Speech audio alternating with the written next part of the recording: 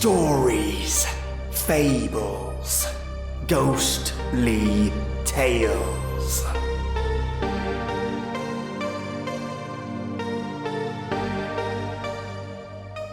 Welcome, lovely listeners. So far, people have been enjoying the homelessness episode from yesterday, and I'm glad that listeners found the tips and statistics interesting in particular. Sometimes I like to branch out a little, every now and then, and explore different topics, and it's great to bring you all along for the ride. So, today you brilliant people, I have a creepypasta for you, a ritual-based one in fact. Some of my favorites are ritual-based creepypastas, and this one involves a step-by-step process. In fact, it's in the title. Last Step by Teddy Silva. This story has one really good moral. Make sure when you're told to start counting, you keep count of every step. So join me now for a creepypasta ritual, and bring your hottest and most delicious hot beverage with you. Today I have this rich black tea. It's so damn good. You know the kind of drink that, with one sip, you're just wrapped in a blanket of relaxation? Yeah, this is one of those teas. Yum! And no joke, it's just called Black Tea by CO.AG. Check it out if you get the chance. One of my favorites. Now, turn off your lights, turn up the sound, and get ready for something creepy. The Last Step. What are you doing right now? Are you slumped on your couch, mindlessly flipping through the TV channels? Are you tiredly scrolling through your Facebook feed for the 50th time today? Well, shut that stuff down and get off your lazy bum, because we're going on an adventure. What? It's 1 a.m. Yes, I'm quite aware, but these types of adventures can only happen so late at night. You see, this is the time when all the creatures that dare not be seen during the day can come out to play with you. This is the time when the thick, velvet darkness of night will gladly wrap its fingers around you protectively, or the thing following behind you. Everything that hides from the light can safely crawl out from their hiding spots, so they can find you and feed on your fear. This is the only time when you can see them up close. Is it safe, you ask? Just listen to my directions and you'll be fine. Listen to my words, and you can make a friend for life and live to tell the tale. Alright, got your shoes on and jacket zipped up tight? Good, it's time to head out. You won't have to walk for very long on this adventure. Why? Because the thing we're going to visit doesn't live very far from you. You've probably walked past its hideout many times during the day without noticing, but don't worry. You're not the only one. It lives on anonymity. You haven't seen it, but it has seen you. Hundreds of times. It knows your face by heart, from the deep color of your eyes to that freckle you have on your cheek. But don't worry, it's this creature's knowledge of you that will keep you alive, long enough for you to get away, that is. Why?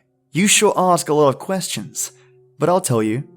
This thing has lived alone for so long, crawling around in these suffocating dark, musty rooms underground. It moans and groans as it moves, those long, sharp nails screeching as they drag across the cracked concrete floor. Its wrinkled claws have been covered in blood so many times that the skin on its hands are no longer white, but a dark, dark red. So red it looks black. It has no one, but that is for the best, since its desire for company is sometimes overruled by its thirst for blood. Your blood, really. Human blood. Oh, look! You've made it! Surprised? I can see the recognition on your face. Yes, this is the building just a few streets down from your home. The one that's always in a state of renovation. But is it really? Have you ever seen anyone go in? Or better yet, come out? Now you're starting to remember. Whenever you walked by this building, did a feeling of unease start to creep over you? The sense that someone or something was watching you? You probably sped up a little on your way back home, ignoring the hairs that stood up on the back of your neck or the small goosebumps that ran across your flesh as you convinced yourself that you were just in a hurry to get back to your couch and relax. That's what I thought. Well, there's no turning back now. Slowly walk up to the front entrance. No, the door won't be locked, and don't ask why. Open the door and step into the lobby. Yes, I know it's dark, but you're going to have to deal with it. Like I said, nothing that lives in the dark will like any kind of light. You should be able to see a large empty desk right in front of you. See it? Good. Now walk up to the desk and reach over the divider with your left arm. No, don't try and peek over the divider. They won't like it. Just reach and feel around. Your hand may brush some objects that feel questionable. Ignore them. There are many things on that desk, but what you're searching for is a key. Do you feel it? The tiny cold object with rigid edges. Perfect. Grab it. Wait, don't pull your hand back yet. There's still one more thing to grab if you want to walk out of this mostly intact. There should be something that feels like a small glass bottle. Don't ask what's inside it. Just get it. Good. Now you can pull your hand back. Make sure to put both the key and the bottle in the safety of your pocket before you move on. Now, there's a specific door that you're going to have to find in order to continue your adventure. Blink for a second, and it's easy to miss. But don't worry, that's why I'm here. Walk down the corridor adjacent to the lobby. It should be lined with various doors, but don't try and open any of them. They're all locked for a reason. What you can do, however, is count how many doors there are. Make sure you count in your head. 1, 2, 3... Shh! Walk quieter. Goodness, your footsteps are echoing off the marble floor too loudly. You can't let it know that you're here yet. 4, 5, 6. Okay, it looks like you've reached the end of the corridor. Now, how many doors did you count on your way here? 6, you say? Wrong. Look again. No, don't turn around completely. Don't even turn your head. Just look from the corner of your eye. There, you see it? That little black door hiding right behind you. That's the one. What's that? You feel unsure about this? Well, there's no point in turning back now. In fact, you can't. You see, there's only one way out of this building, and it's through that little door. No, you can't walk back through the corridor because whatever is hiding behind those other locked doors will only let you walk past them once, not twice. If you try to, let's just say that those doors can't hold them back. Are we on the same page now? Good. Now, slowly turn the handle of the door 180 degrees exactly. No more, no less. Anything else will alert it of your presence. Slowly, almost there, and... Perfect. You nearly let the handle slip, didn't you? Wipe those sweaty palms on your pants before you get yourself killed on accident. Goodness. Okay, now pull the door carefully and ease yourself through the opening. A musty odor will wash over you, so try to take shallow breaths if it gets too overwhelming. What's that smell? I'm honestly not sure. I can only guess, but I think it's best you don't hear about it. Whoa! Be careful! There's a steep flight of steps in front of you that leads down into a set of underground rooms. Yes, I'm sorry, but you're going to have to shut the door behind you and cut off any remaining light. The passageway is filled with the thickest darkness you are ever going to experience, but this only lasts for a bit. Don't worry, there's nothing here in this part that will try and harm you, I think. Enough of that. Your only choice is to move forward, so don't second guess yourself. Make sure to place your hand on the wall and feel your way as you walk down the steps. Some of them are slippery, so be sure to keep your balance. Slippery with what, you say? I'd like to say puddles of water, but I think we both know it's not water. As you walk, make sure to count the number of steps you take. It will come in handy later on. It's quite eerie to hear the soft sound of your sneakers scraping against the stone steps, yet not being able to see anything, isn't it? Right now, your senses are working at their highest capacity, making up for your loss of sight. You can hear every raspy breath that shudders through your throat. You can feel every dip and crack in the cool brick that makes up the wall currently beneath your fingers.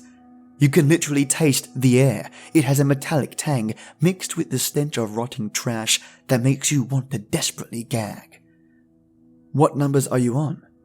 57? Good. Keep counting. Don't lose track of those steps. Oh, what was that?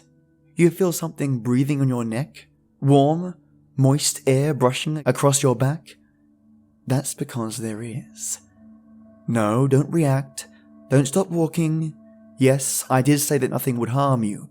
I didn't say that there was nothing that couldn't harm you. Just keep counting your steps. It will keep you sane. This thing will try to trip you up, to distract you from your task at hand. But don't pay attention to it. Pay attention to the numbers. Yes, it will keep edging closer and closer to you until you... No! What are you doing? Don't reach back. Don't touch it, don't... You felt it, didn't you? You felt the slimy texture of decaying flesh on your fingertips. You felt the greasy strands of unkempt hair falling across your knuckles. The mistake has been made. There's nothing you can do except to keep moving on and to not react. Act like that touch was an accident and that you thought it was part of the wall. Because if you react, if you flinch in disgust or scream in horror, it will know. It will know that you know about it. It doesn't want anyone to know about it. You're not a very good listener, are you? In any case, finally, you've reached the end of the steps. Have you kept track of your number? Yes? Good. Yes, it's still there. I know you can sense it, but you've got to ignore it. Keep that number in your head and don't forget it. It's trying to make you forget by making you scared. Don't let it succeed. Now that you're at the bottom of the steps, I need you to take 10 strides forward to another door. Here's the hard part. That thing, the thing that was following behind you on the way down, well, now it's standing in front of you, right next to the door. In order to get out of this passageway, you're going to have to act like you can see it. I know it will be difficult, but you've got to trust me. Reach your hand out and feel around for the knob. It shouldn't be too far since you're standing right in front of the door. If you accidentally touch the thing again, just keep moving your hand around in search for the knob. Do not react. Ah, there it is. The cool metal of the doorknob is finally in your grasp. Now take that key you got from the desk earlier and insert it into the keyhole on the knob. Try not to scrape it on the metal too much, or it will know that you can see what you're doing, and it will take full advantage of that. Good, you've managed to fit the key into the lock. Now turn the knob fully and pull the door open quickly. No, there's no trick to turning this doorknob this time. Once the door is open, just get through it and shut it as fast as you possibly can so that thing can't follow you. Make sure to... Wait! Look out! Watch out for the step that drops into the room. You don't want to trip on it and mess this whole thing up, especially not when you're so close to freedom. Phew! You made it! This is the last room you need to be in to get out of this building. Yes, the temperature has dropped quite drastically, hasn't it? Pull your jacket around you a little tighter and suck it up, because you're almost there. It's still very dark, I know, but there should be a faint light coming from the corner of the room atop a small box. Can you see it? Yes, it's the glow of a dying candle. Why is there a candle down here? Well, to put it simply and honestly, it's bait. Bait for you. You see, this thing I told you about earlier has studied you for a long time to know that most humans are attracted to light. It sees how you stay out of the shadows at night and stick to the bright shine of the street lamps. Even its underdeveloped and uncivilized mind can put 2 and 2 together. After all, it's got the mind of a hunter, and hunters know how to get their prey. And right now, it's watching you in this very room. You can't see it or hear it because it knows how to hide. It's perfected the art of hiding. Even that sixth sense that most people have, that alerts them if something is watching them, won't work with this thing. Carefully walk over to the light. Don't make any sudden movements. Pardon? Well, yes, I know I said it's bait, but do it anyways. Once you've reached the candle, sit down next to it and stare at it. Don't try and look at anything else because you won't see anything. The darkness is too thick to reveal anything. I know you're probably scared at this point.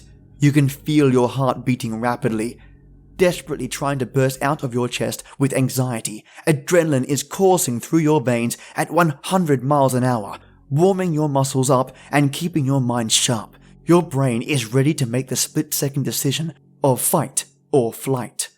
But no, don't pay attention to any of that. Just pay attention to one thing. Remember that number from earlier? Good. Now take that bottle out from your pocket. Yes, the one you got from the desk. Slowly unscrew the cap and place it on the floor next to you. Dip your finger into the liquid in the bottle and write that number on the box in the candlelight. Yes, I know it's warm and sticky, but that should be the least of your worries right now. What is the liquid, you ask? I think we both know the answer to that. See, whatever happens now is going to decide your fate. If you write the correct number, the thing will let you go without interruption, and you will have earned a friend for life, albeit a friend who will still watch you from the shadows, yet it will never let any other monster harm you as long as you keep it company from time to time. But write down the wrong number, and, well, let's just hope you get it right, because if not, there's nothing I can do to help you. Okay, have you written your number? Good. Close the bottle, set it down next to the box and wait. That's right, you have to wait. It's currently crawling around the room to take a look at that number. In fact, it's actually right next to you at the moment, studying the figure you jotted down. Quite disturbing, no? Even with the candlelight, you won't be able to see it, and you definitely can't hear it, but maybe if you try hard enough, you'll be able to smell it. Go on, take a whiff. There. You could smell it, couldn't you? The faint stench of rotting meat and death in general. Try even harder, and you'll be able to feel it, because you see right now, it's running the edge of its razor-sharp nails right next to the skin of your throat. Oh, you thought those goosebumps on your neck were from the cold temperature of the room? No, it's because your body somehow knows that this thing is sitting next to you, that it's reaching out for you with its claws and... Look, I believe it's made a decision and... Oh, I'm so sorry. That's not the right number. Yes, you heard me right. You wrote down the wrong number. It was one off. How, you ask? Oh dear, I forgot to tell you to count the step you almost tripped on, didn't I? The last step. My apologies, you really did seem like a very nice person. But unfortunately, I can't afford to lose this thing's friendship. After all, who else will protect me from the monsters?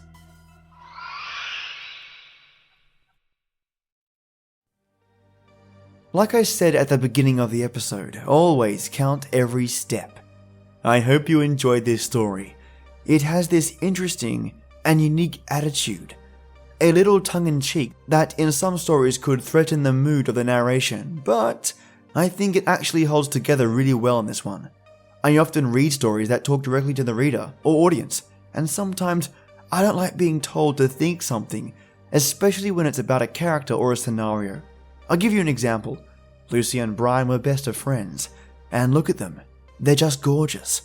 And when you saw them, you thought they were gorgeous as well. Sometimes I just find it jarring. Not a deal breaker, but jarring in the sense that let the audience make their own mind up. Anyway, That's my gripe. Do you have any pet peeves of your own when you read a story? What are the sort of things that authors do that tick you off? Share them with me if you like. I'd love to hear your thoughts, and if I get a couple, I'll be sure to share them on the podcast. Also, speaking of your thoughts, if you have any stories, recommendations, or ideas of your own around future episodes, send me an email at StoriesFablesGhostlyTales@gmail.com, and I'd love to hear what you think. And lastly, if you get a chance, an iTunes review goes a long way. And I've got to say, over the past few days, listeners are really voting with their mice. Seriously, people are reviewing the podcast, and I'm super duper grateful. So cheers to all of you that are doing that for me. Remember, if you want a shout out, leave a message if you can, so I know who it is that left the review, and I can read them out and thank you directly on the podcast. And on that note, thank you all for listening. And as always, till next time.